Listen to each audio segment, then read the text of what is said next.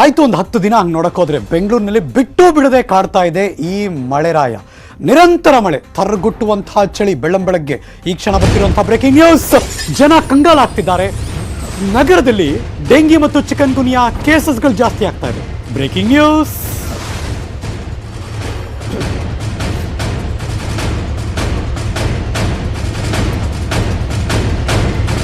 ಮಳೆ ನಿಂತರೆ, ನೀರು ಕೊಳೆತರೆ, ಪಾಚಿ ಕಟ್ಟಿದ್ರೆ, ನಿಂತ ನೀರಿದ್ದರೆ, ಸೊಳ್ಳೆ ಬಂದರೆ ಆಗ ಶುರುವಾಗುತ್ತೆ ಎಲ್ಲ ಡೆಂಗಿ, ಚಿಕನ್ ಗುನಿಯಾ ಈ ಥರದ್ದೆಲ್ಲ ರೋಗಗಳು. ಸೊ ಹಾಗಾಗಿ ಬಿ ಕೇರ್ಫುಲ್. ಕಳೆದ 10-12 ದಿನಗಳಿಂದ ನಿರಂತರವಾಗಿ ಮಳೆ ಬರ್ತಾ ಇದೆ. ಡೆಂಗಿ ಮತ್ತು ಚಿಕನ್ ಗುನಿಯಾ ಕೇಸಸ್ಗಳು ಏರಿಕೆ ಆಗೋಗಿದೆ ಬೆಂಗಳೂರಿನಲ್ಲಿ. ನೋಡಿ ಬರ್ತಾ ಇದೆ, ಒಂದಷ್ಟು ಡೀಟೇಲ್ಸ್ ತೋರಿಸ್ತಾ ಇದ್ದೀವಿ. ಬೆಂಗಳೂರಿನಲ್ಲಿ 1000 ದಾಟ್ತು ಡೆಂಗಿ ಕೇಸು, 53 ಚಿಕನ್ ಗುನಿಯಾ ಕೇಸು. ಇಡೀ ರಾಜ್ಯದಲ್ಲಿ 5000 ದಾಟ್ತು ಡೆಂಗಿ ಕೇಸು, 1621 ಚಿಕನ್ ಗುನಿಯಾ ಕೇಸಸ್ಗಳು ದಾಖಲಾಗಿದೆ.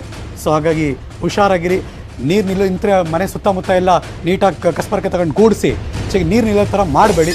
ಎಷ್ಟು ಸಾಧ್ಯನೋ ಅಷ್ಟು ಕ್ಲೀನ್ಲಿನೆಸ್, ಸ್ವಚ್ಛತೆಯನ್ನು ಕಾಪಾಡುವಂಥ ಗಮನ ಹರಿಸಿ. Let's move on. ಮುಂದುವರೆದ ಭಾಗದ ಮಗದೊಂದು ಬ್ರೇಕಿಂಗ್ ನ್ಯೂಸ್ ತೋರಿಸ್ತೀನಿ. ಬೆಂಗಳೂರಿನಲ್ಲಿ ಡೆಂಗಿ ಮತ್ತು ಚಿಕನ್ ಗುನಿಯಾ ಅಬ್ಬರಿಸ್ತಾ ಇದೆ.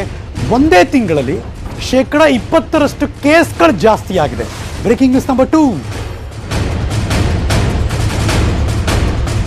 ಈ ಡೆಂಗಿ ಚಿಕನ್ ಗುನಿಯಾ ಬಂದಾಗ ಮಕ್ಕಳಲ್ಲಿ ಕೇಸಸ್ಗಳು ಜಾಸ್ತಿ ಆಗುತ್ತೆ. BBMPಯಿಂದ ಡೋರ್ ಟು ಡೋರ್ ಸರ್ವೆ ಮಾಡ್ತಿದ್ದಾರೆ. ಡೆಂಗಿ ಚಿಕನ್ ಗುನಿಯಾ ಕೇಸ್ಗಳ ಮಾಹಿತಿಯನ್ನು ಕಲೆ ಹಾಕ್ತಿದ್ದಾರೆ. ಗುಣಲಕ್ಷಣಗಳಿದ್ದರೆ ಟೆಸ್ಟ್ ಮಾಡಿಸ್ಕೋಬೇಕು ಅಂತ ಸೂಚನೆ ಕೊಡ್ತಿದ್ದಾರೆ. BBMPಯಿಂದ ಆಂಟಿ ಲಾರ್ವಾ ಸಿಂಪಡಿಕೆ ಶುರು ಮಾಡಿದ್ದಾರೆ. ಸಾರ್ವಜನಿಕರು ಎಚ್ಚರಿಕೆಯಿಂದ ಇರಬೇಕು ಅಂತ ಸೂಚನೆ ಕೊಡ್ತಿದ್ದಾರೆ. ನ್ಯೂಸ್ 18ಗೆ BBMP ವಿಶೇಷ ಆಯುಕ್ತರು ಕೂಡ ಹೇಳಿಕೆ ಕೊಟ್ಟಿದ್ದಾರೆ. ನಾವು ನಿಮ್ಗೆ ಅಲರ್ಟ್ ಮಾಡ್ತಿದ್ದೀವಿ, ಎಚ್ಚರಿಸ್ತಾ ಇದ್ದೀವಿ.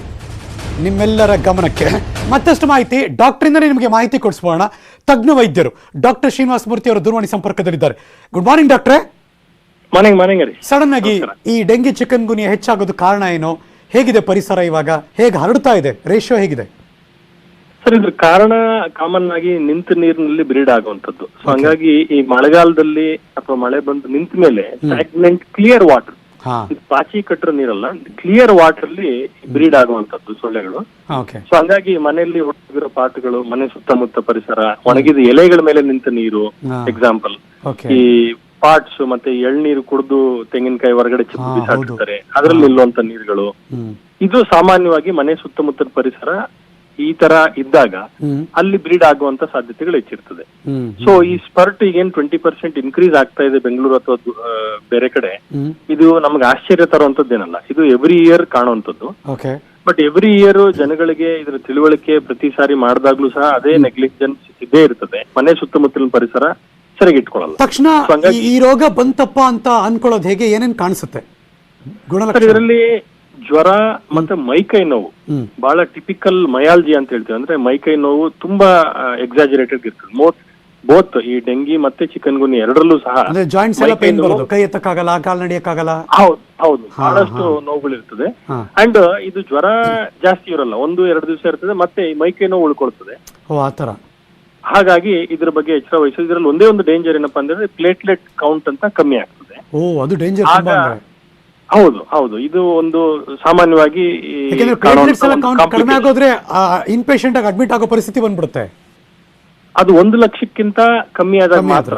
ಸುಮಾರು ಜನಕ್ಕೆ ಅದು 1.5 ಲಕ್ಷ ಲ್ಯಾಬ್ ರೇಂಜ್ ಇರ್ತದೆ. ಅದು 1,49,000 ಬಂದ್ ಕೂಡಲೇ ಪ್ಯಾನಿಕ್ ಆಗ್ತಾರೆ, ಹಾಸ್ಪಿಟಲ್ ಓಡೋಗ್ತಾರೆ. ಅದೇನ್ ಬೇಕಾಗಿಲ್ಲ. ಪ್ರತಿ ದಿವಸ ನಾವು ಪ್ಲೇಟ್ಲೆಟ್ ಕೌಂಟ್ ನ ಪರೀಕ್ಷೆ ಮಾಡಿ ಅದನ್ನ ನೋಡ್ಕೋಬಹುದು. ಸಾಮಾನ್ಯವಾಗಿ ನಾವು 1 ಲಕ್ಷಕ್ಕಿಂತ ಕಮ್ಮಿ ಆಗೋ ಟ್ರೆಂಡ್ ಇದ್ದಾಗ ಮಾತ್ರ ಅಡ್ಮಿಷನ್ ಹೇಳೋದು. ಆಮೇಲೆ 10,000ಕ್ಕಿಂತ ಕಮ್ಮಿ ಇದ್ದಾಗ ಮಾತ್ರ ಪ್ಲೇಟ್ಲೆಟ್ ಟ್ರಾನ್ಸ್ಫ್ಯೂಷನ್. ಡಾಕ್ಟ್ರೆ, ಮುನ್ನೆಚ್ಚರಿಕಾ ಕ್ರಮವಾಗಿ ಆಹಾರ ಪದ್ಧತಿಯಲ್ಲಿ ಏನೋ ಚೇಂಜ್ ಮಾಡ್ಕೋಬೇಕಾ? ಆಹಾರ ಪದ್ಧತಿ ಏನಿಲ್ಲ ಸರ್, ಇಲ್ಲ, ಖಂಡಿತ ಇಲ್ಲ. ಕುಡಿಯೋ ನೀರಂದ್ರೆ ಈ ಶೇಖರಣೆ, ನಿಂತ ನೀರು. ಈ ಕೆಲವರು ತುಂಬಾ ಜನ ಈ ವಾರಕ್ಕೊಮ್ಮೆ ನೀರು ಬರ್ತದೆ, ಅವರು ಹೊರಗಡೆ ಡ್ರಮ್ ಅಲ್ಲಿ ಶೇಖರಣೆ ಮಾಡಿಟ್ಟಿರ್ತಾರೆ, ಅದಕ್ಕೆ ಮುಚ್ಚಿರಲ್ಲ. ಅಂತವುಗಳನ್ನ ಮಾತ್ರ ದಯವಿಟ್ಟು ಗಮನ ಹರಿಸಿ. ಈ ಸ್ಟೋರೇಜ್ ಪ್ಲೇಸಸ್ ಅನ್ನ ಓಪನ್ ಬಿಡಬಾರ್ದು. ನಿಂತ ನೀರು ಹರಿಯೋ ನೀರಲ್ಲಿ ಬರಲ್ಲ, ಕೊಚ್ಚೆ ನೀರಲ್ಲಿ ಇದು ಬ್ರೀಡ್ ಆಗಲ್ಲ. ಈ ಡೆಂಗು ಜ್ವರದ ಮಾತ್ರ ನಾವು ಹೇಳ್ತಿದ್ದೇವೆ. ಸೊ ಹಂಗಾಗಿ ಇದರಲ್ಲಿ ಚಿಕನ್ ಗುನ್ಯಾ, ಡೆಂಗು ಇವೆಲ್ಲ ಮತ್ತೆ ಮಲೇರಿಯಾ ಇವೆಲ್ಲ ಬ್ರೀಡ್ ಆಗುವಂತದ್ದು ಒಂದೇ ಸಂತತಿ. ಹಾಗಾಗಿ ಈ ಪರಿಸರ, ನಮ್ಮ ಸುತ್ತಮುತ್ತ, ನಮ್ಮ ಮನೆಯಲ್ಲಿ ಶೇಖರಣೆ ಮಾಡುವಂತ ನೀರುಗಳು, ಮನೆ ಒಳಗಡೆ ಪಾಟ್ ಇಟ್ಟಿರ್ತಾರೆ, ಅದರಲ್ಲಿ ಕೆಳಗಡೆ ಪ್ಲೇಟ್ ಇಟ್ಟಿರ್ತಾರೆ, ಆ ನೀರು ಶೇಖರಣೆ ಆಗಿರ್ತದೆ. ಒಳ್ಳೆ ಮಾಹಿತಿ ಕೊಟ್ರಿ, ಜನಕ್ಕೂ ಅದೊಂದು ಮೆಸೇಜ್ ತಲುಪ್ತು. Thank you so much News 18 ಜೊತೆ ಮಾತಾಡೋದಕ್ಕೆ. ಡಾಕ್ಟರ್ ಶ್ರೀನಿವಾಸ ಮೂರ್ತಿ ಅವರು, ತಜ್ಞ ವೈದ್ಯರು.